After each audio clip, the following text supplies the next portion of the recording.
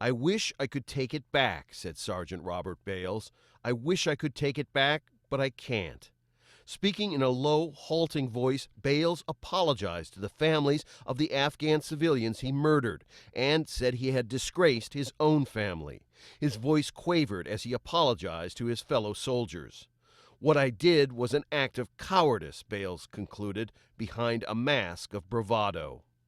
Bales has pleaded guilty to killing 16 Afghan civilians, mostly women and children, during a nighttime shooting spree in March of 2012.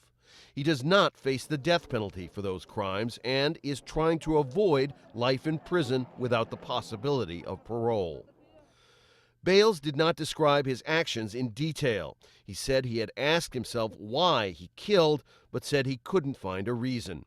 Under military trial rules, the prosecution was not permitted to cross-examine Bales. Bales also described mounting feelings of rage, anger that grew over the years he was deployed in combat, 3 times in Iraq and a final tour in Afghanistan. He said during home leave, he drank heavily and would get furiously angry during routine household chores like washing dishes.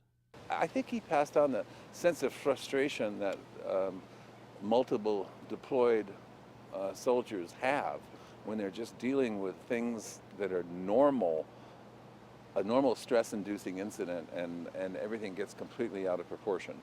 Bales said he was in a constant state of fear and vigilance while on combat deployments. On the night of the massacre in a remote village in Kandahar province, he said he had taken steroids, then drank alcohol and took sleeping pills. Earlier, several soldiers testified about scenes of death and dismemberment Bales witnessed in combat. The defense and prosecution will present their closing arguments in the case on Friday. Rob Reynolds, Al Jazeera, Tacoma, Washington.